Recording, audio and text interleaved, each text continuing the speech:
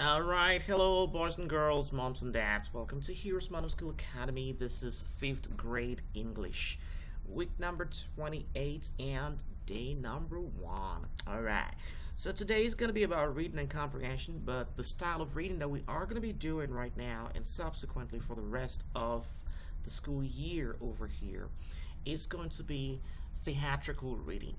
In other words, we are going to have characters talking to each other, because it's part of the Texas curriculum that you understand how to read texts like this.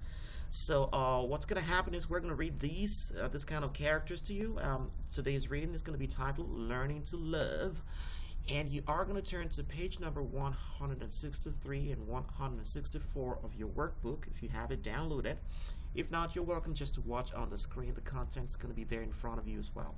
Then right afterwards, we're going to answer a few questions just to measure our understanding of the text we would have just read. And then right afterwards, we are going to build our vocabulary as well. So without further ado, please go ahead and watch along with us as we read week number 28, day number 1 of grade 5 English from the HHA. Title: Learning to Love. Characters: Emily, a young girl who struggles with making friends. James, a boy who has just moved to the neighborhood. Setting: a playground in a local park. Act 1. Emily is sitting alone on a swing, looking sad. James enters. James: Hi there. Do you mind if I join you? Emily, shyly: Sure, I guess. James sits next to Emily. What's your name? Emily: I'm Emily. James: Nice to meet you, Emily. I'm James. Emily looks down. I don't have many friends. Most kids in my school don't want to play with me. James puts a hand on her shoulder. That's too bad. I've been there before. But I have an idea. Why don't we play together? Emily looks up, surprised. Really? James: Sure. What do you want to do? Emily, smiling: Can we play on the monkey bars? James, smiling back: Sounds like a plan. They run over to the monkey bars and start playing together.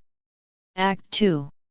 James and Emily are sitting on a bench, drinking juice boxes.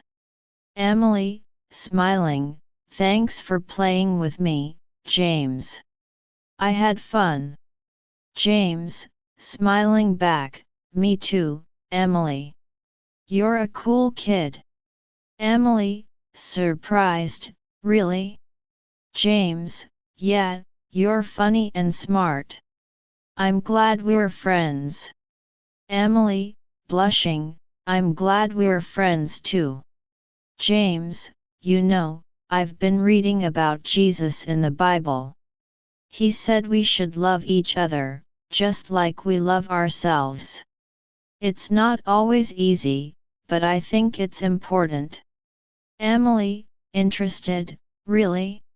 I've never read the Bible before. James, nodding: Yeah, it's pretty cool. You should check it out sometime. Emily, smiling: Maybe I will.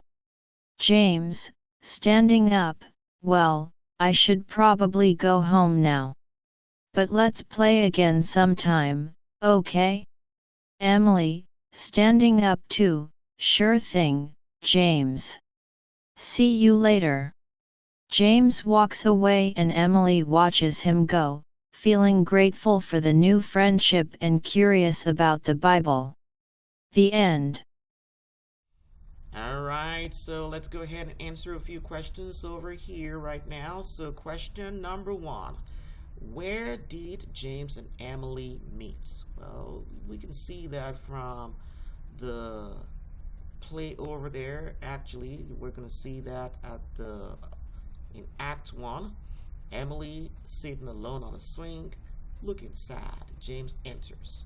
All right, and then you're going to see over here. So they met at a place with monkey bars. Well, where do you have monkey bars? It's going to be in a neighborhood park, a local playground. That's where they met. All right. Why was Emily sad? Well, you can see over here,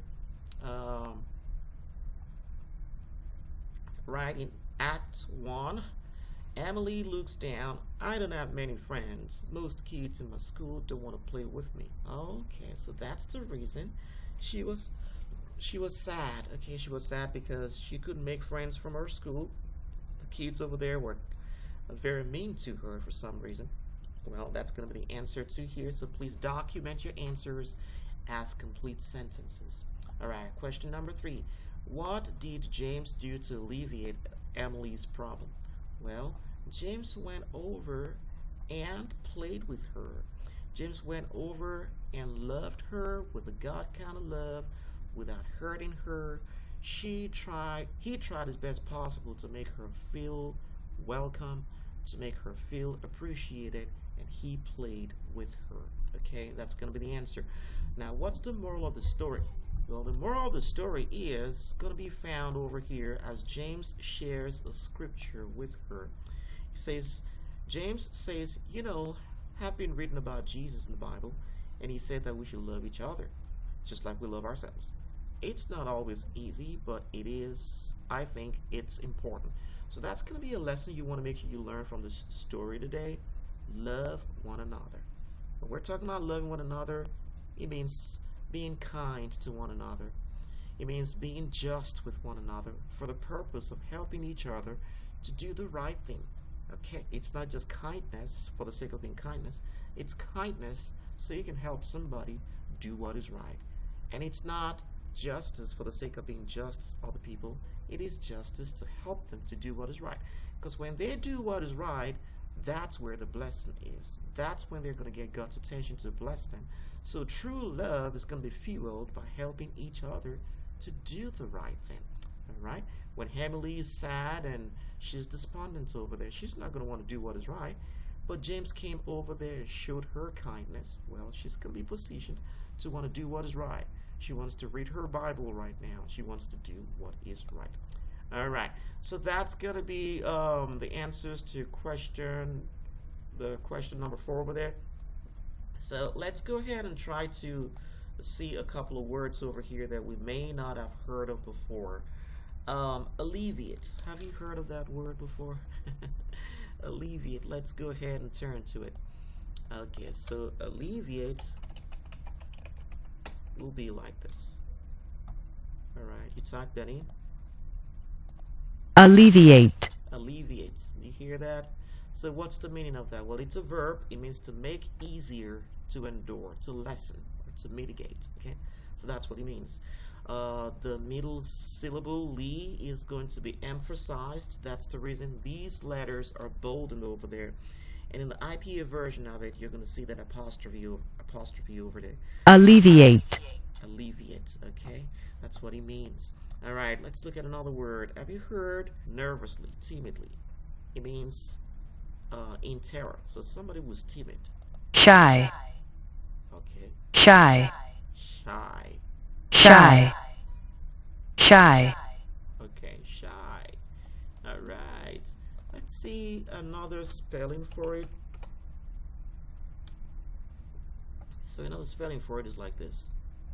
Shy. Shy. Shy.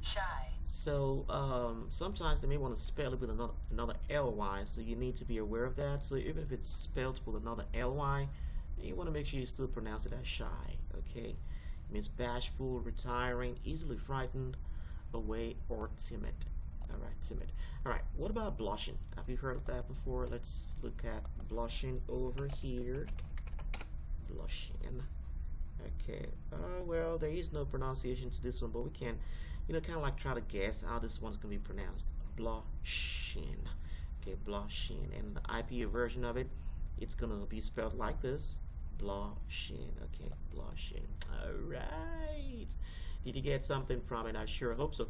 All right, so please go ahead and do that for the rest of the words that you've learned with us today, and then you will have built your vocabulary a little bit.